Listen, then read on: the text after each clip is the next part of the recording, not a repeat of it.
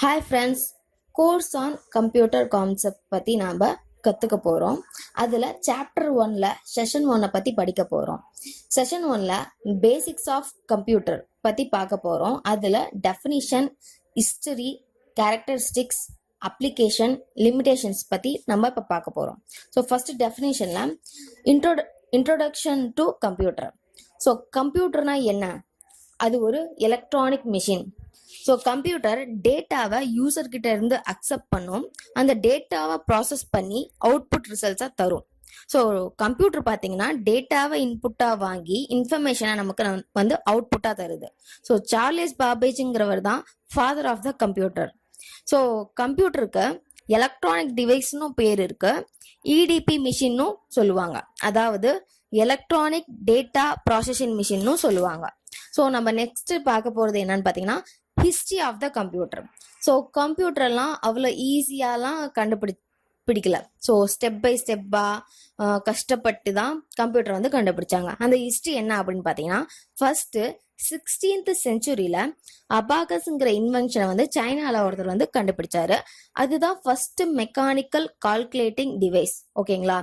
இது வந்து addition and separation பண்ணுறதுக்காக யூஸ் பண்ணாங்க. 1617 ஜான் நெய்பியருங்கிறவர் நெய்பியர்ஸ் பாண்ட்ஸுங்கிற இன்வென்ஷனை கண்டுபிடிச்சாங்க. இது 3 டைமென்ஷனல் ஸ்ட்ரக்சர் அந்த மிஷின். ஓகேங்களா? ஸோ இது வந்து 0 to 9 நம்பர்ஸை மட்டும்தான் உள்வாங்கிக்கும். அதே மாதிரி பார்த்தீங்கன்னா 1642 பாஸ்கலின்ங்கிற இன்வென்ஷனை பிளேலிஸ் பாஸ்கலுங்கிறவர் கண்டுபிடிச்சாரு. ஸோ இதுதான் first mechanical adding machine. 1801 Joseph ஜாக்வருங்கிறவர் ஜாக்வர் லூம்ஸுங்கிற மிஷினை கண்டுபிடிச்சாரு. இதுதான் ஃபர்ஸ்ட் மெக்கானிக்கல் லூம்.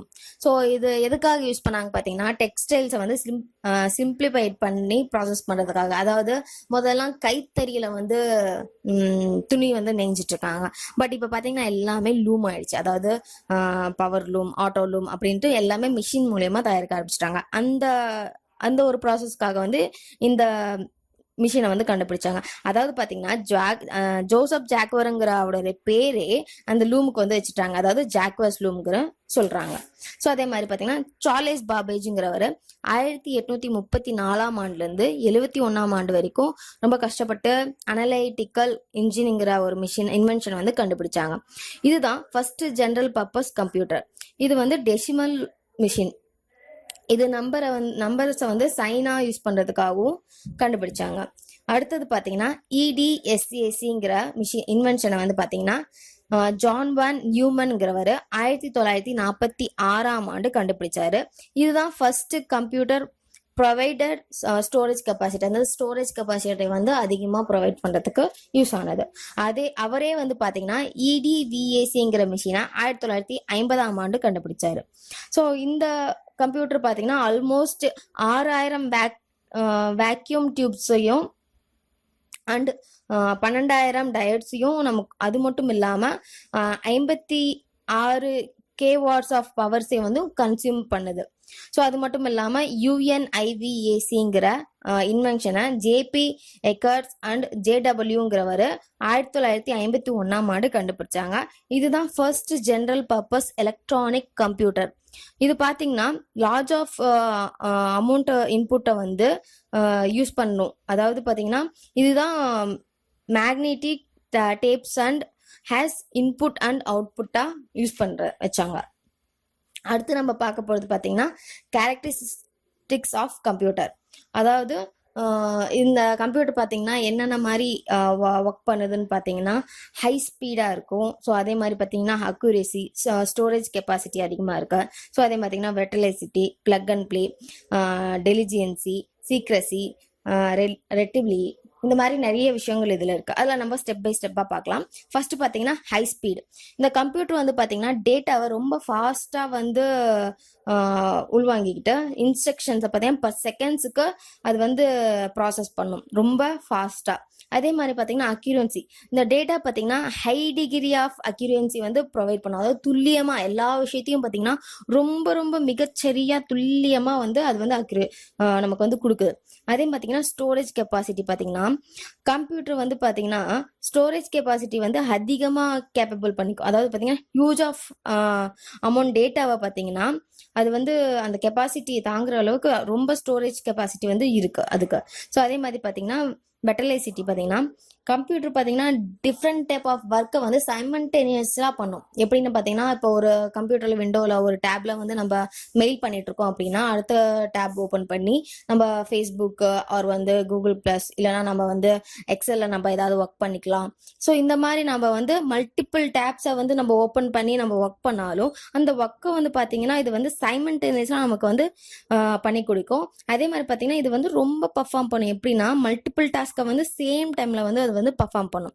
அதே மாதிரி பார்த்தீங்கன்னா பிளக் அண்ட் பிளே. ஸோ இது பார்த்தீங்கன்னா ரொம்ப எபிலிட்டி எப்படின்னா அதுவாகவே கான்ஃபிகர் பண்ணிக்கும். ஹார்ட்வேராக இருந்தாலும் சரி சாஃப்ட்வேராக இருந்தாலும் சரி அந்த காம்போனன்ட்ஸை வந்து அதுவாகவே கான்ஃபிகர் பண்ணிக்கும். அதே பார்த்தீங்கன்னா டெலிஜென்சி விடாமுயற்சி கம்ப்யூட்டருக்கு அதிகம். ஏன்னா மனிதர்கள் மாதிரி இல்லாமல் கம்ப்யூட்டர் பார்த்தீங்கன்னா எந்நேரமே ஒர்க் பண்ணிகிட்டே இருக்கும். ஸோ அது வந்து டயர்டாகாது, லேசியாக இருக்காது. ஸோ வந்து டைம்லெஸ் அது கிடையாது. ஸோ அது வந்து பார்த்தீங்கன்னா எக்ஸ்ட்ரா ஒர்க் பண்ணிகிட்டே இருக்கும். ஸோ அதே பார்த்தீங்கன்னா சீக்ரசி. ஸோ கம்ப்யூட்டரில் நம்ம ஒரு இன்ஃபர்மேஷனை வந்து ஃபீட் பண்ணி அதுக்கு வந்து யூசர் நேம் பாஸ்வேர்ட் போட்டுட்டோம்னா அது வந்து சீக்ரெட்டாகவே வச்சுக்கும். அது வந்து யாருக்கும் வெளிக்காட்டாது. எக்ஸாம்பிள் பார்த்தீங்கன்னா நம்ம இப்போ யூஸ் பண்ணுற மெயில் ஐடி ஆகட்டும் வேற ஃபேஸ்புக் ஆகட்டும் அதுக்குன்னு ஒரு யூசர் நேம் இருக்குது, பாஸ்வேர்டு இருக்குது. நமக்கு தேவையான விஷயத்த மட்டும் நம்ம அதில் வந்து ஷேர் பண்ணிக்கலாம். இல்லை வந்து ஃபைல்ஸை வந்து நம்ம வந்து செக்யூரிட்டி மாதிரி நம்ம வந்து வச்சுக்கலாம். ஸோ இதுக்கு வந்து யூசர் நேம் பாஸ்வேர்டு கொடுத்துருக்கு. அந்த அளவுக்கு சீக்ரசி வந்து பக்காவாக இருக்கு. ஸோ அதே மாதிரி பார்த்தீங்கன்னா நம்பகத்தன்மை ரெபிலிட்டி பார்த்தீங்கன்னா கம்ப்யூட்டர் வந்து பார்த்தீங்கன்னா ரொம்ப வந்து கரெக்டான அக்யூரேட்டான ரிசல்ட்ஸை தரும் அதுவாகவே ஒர்க் பண்ணும்போது. இப்போ நாம் வந்து அதுக்கு மிஸ்டேக்ஸ் எரர்லாம் எப்படி வருதுன்னு பார்த்தீங்கன்னா எக்ஸாம்பிளுக்கு the computer never make mistakes of their own accord. So அதுவாகவே ஒர்க் பண்ணும்போது அது வந்து மிஸ்டேக்ஸை வந்து தராது. நாம் தர்ற இன்புட் வந்து ராங்காக இருந்ததுன்னா அவுட்புட்டும் ராங்காக வரும். பட் அதுவாகவே வந்து ஒர்க் பண்ணும்போது ஒரு ஒர்க்கை பண்ணும்போது அது வந்து கரெக்டான எக்ஸாக்ட் ரிசல்ட்டை வந்து தரும். ஸோ அதே மாதிரி நம்ம அடுத்தது பார்க்க போகிறது என்ன அப்படின்னு பார்த்தீங்கன்னா அப்ளிகேஷன்ஸ் ஆஃப் கம்ப்யூட்டர். ஸோ இந்த கம்ப்யூட்டர் பார்த்தீங்கன்னா எல்லா இடத்துலையுமே இருக்கு. இப்போ பார்த்தீங்கன்னா இந்த காலகட்டத்தில் கம்ப்யூட்டர் இல்லாத இடமே இல்லை. ஸோ எல்லா இடத்துலையுமே பார்த்தீங்கன்னா கம்ப்யூட்டர் இருக்குது. எக்ஸாம்பிளுக்கு பார்த்தீங்கன்னா எஜுகேஷன் ஆகட்டும், சயின்டிஃபிக் ரிசர்ச் பண்ணுற இடமாகட்டும், இல்லை பிஸ்னஸ் பண்ணுற இடம், இல்லை வந்து பார்த்தீங்கன்னா என்டர்டெயின்மெண்ட், கவர்மெண்ட், ஹெல்த், ஹாஸ்பிட்டல்ஸ் ஆகட்டும், மல்டிமீடியா, பேங்க்ஸ் எல்லா இடத்துலையுமே வந்து கம்ப்யூட்டர் இருக்கு. ஸோ எல்லா இடத்துலையுமே பார்த்தீங்கன்னா கம்ப்யூட்டர் அவேர்னஸ் ரொம்ப அதிகமாக போயிட்டு இருக்கு. ஸோ அங்கெல்லாம் எப்படிலாம் இந்த கம்ப்யூட்டர் யூஸ் ஆகுதுன்னு பார்த்தீங்கன்னா எஜுகேஷன்ல பார்த்தீங்கன்னா ஆன்லைன் எஜுகேஷன், இல்லை வந்து பார்த்தீங்கன்னா விஷுவல் எஜுகேஷன், இந்த மாதிரி வந்து எல்லாமே பார்த்தீங்கன்னா ஹை ஸ்பீடாக போயிட்டு இருக்கு. ஸோ அதே மாதிரி பார்த்தீங்கன்னா ரிசர்ச் பண்ணுற இடத்துலையும் சயின்டிஃபிக் ரிசர்ச் பண்ணுற இடத்துலையும் ஒரு விஷயத்தை கண்டுபிடிக்கிறதுக்கு கம்ப்யூட்டர் வந்து ஒரு ஒரு மிகப்பெரிய முக்கியத்துவமாக இருக்கு. பிஸ்னஸ் பண்ணுற இடத்துல பார்த்தீங்கன்னா ஒரு சின்ன பிஸ்னஸ்லேருந்து பெரிய பிஸ்னஸ் வரைக்கும் பார்த்தீங்கன்னா ஒரு ரெக்கார்டை மெயின்டைன் பண்ணுறதுக்கு, இல்லைனா ஒரு ஒர்க்கர்ஸோட அட்டனன்ஸை வந்து மெயின்டைன் பண்ணுறதுக்கு, இல்லை சின்னதாக ஒரு மார்க்கெட் இருந்தாலும் சரி, இல்லை பெரிய கம்பெனிஸ் இருந்தாலும் சரி, அங்கே இருக்கிற ஸ்டாக்ஸை வந்து மெயின்டைன் பண்ணுறதுக்கு எல்லாத்துக்குமே வந்து கம்ப்யூட்டர் ரொம்ப வந்து பயன்படுது. ஸோ அதே மாதிரி பார்த்தீங்கன்னா என்டர்டைன்மெண்ட் செஷனில் பார்த்தீங்கன்னா சினிமா ஆகட்டும், கேம்ஸ் ஆகட்டும், இல்லை வந்து டான்ஸ் ப்ரோக்ராம் ஆகட்டும், எந்த ஒரு பர்ஃபார்மன்ஸ் ப்ரோக்ராம் எல்லாத்துக்குமே என்டர்டைன்மெண்ட்டுக்கும் பார்த்தீங்கன்னா கம்ப்யூட்டர் வந்து ரொம்ப யூஸ்ஃபுல்லாக போயிட்டுருக்கு. ஸோ அதே மாதிரி பார்த்தீங்கன்னா கவர்மெண்ட்ஸ்லேயும் பார்த்தீங்கன்னா எல்லா ரெக்கார்ட்ஸும் இப்போ வந்து பார்த்தீங்கன்னா டிஜிட்டல் மயமாக மாற்றிட்டு இருக்காங்க. ஸோ வந்து கம்ப்யூட்டர் வந்து எல்லா இடத்துலையுமே பயன்படுத்திருக்கு. கவர்மெண்ட்ல ஒரு ரெக்கார்டை வந்து முதல்ல ஹேண்ட்மேடா பண்ணிட்டு இருந்தாங்க. பட் இப்ப எல்லா ரெக்கார்ட்ஸையும் பாத்தீங்கன்னா கம்ப்யூட்டர்ல தான் ஃபீட் பண்ணிட்டு இருக்காங்க. அந்த அளவுக்கு கவர்மெண்ட்லயும் பாத்தீங்கன்னா கம்ப்யூட்டர் வந்து ரொம்ப தேவையான விஷயமா மாறிட்டு இருக்கு.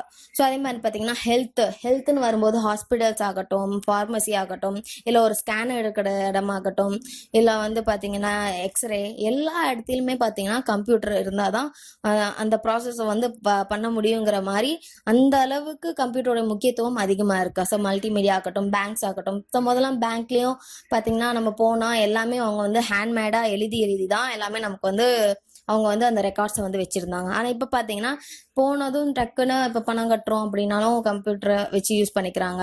இல்லை எடுக்கணும் போடணும் அப்படிங்கும்போது, டெபாசிட் பண்ணணுங்கிற போதும் எல்லாமே பார்த்தீங்கன்னா கம்ப்யூட்டர்லேயே யூஸ் பண்ணுறாங்க பேங்க்ஸ்லேயும். ஸோ இந்த மாதிரி கம்ப்யூட்டர் வந்து பார்த்தீங்கன்னா நிறைய இடத்துலையுமே யூஸ் பண்ணிட்டு இருக்காங்க. ஸோ அடுத்து நம்ம பார்க்க போகிறது என்னன்னு பார்த்தீங்கன்னா இந்த மாதிரிலாம் கம்ப்யூட்டரை யூஸ் பண்ணாலும் ஸோ அதில் வந்து லிமிட்டேஷன்ஸ் இருக்குது அந்த கம்ப்யூட்டர்ஸில். அது என்ன ஆகுதுன்னு பார்த்தீங்கன்னா, லேர்னிங் பவர் வந்து கம்மி. ஸோ கம்ப்யூட்டர் வந்து பார்த்தீங்கன்னா நோ லேர்னிங் பவர், அதாவது தானாகவே வந்து அந்த கம்ப்யூட்டர் வந்து எந்த விஷயத்தையும் கற்றுக்காது. நாம் ஃபீட் பண்ணுற விஷயத்த தான் அது வந்து வெளிக்காட்டுது. ஓகேங்களா?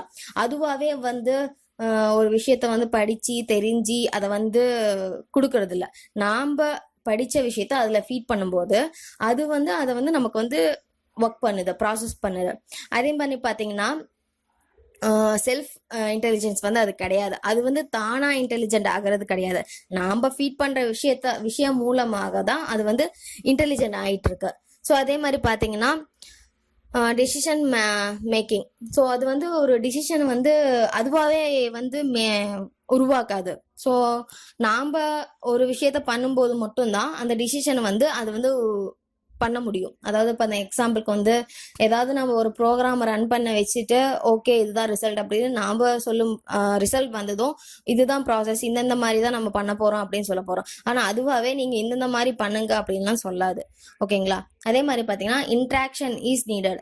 நாம் ஒரு இன்ட்ராக்ஷன் கொடுக்கும்போது தான் அது வந்து அந்த ஒர்க்கை கொடுக்கும். எக்ஸாம்பிளுக்கு நாம் மவுஸை கொண்டு போய் ஒரு புது டேபை வந்து ஓப்பன் பண்ணும்போது தான் அந்த டேபே ஓப்பன் ஆகும். நாம் வந்து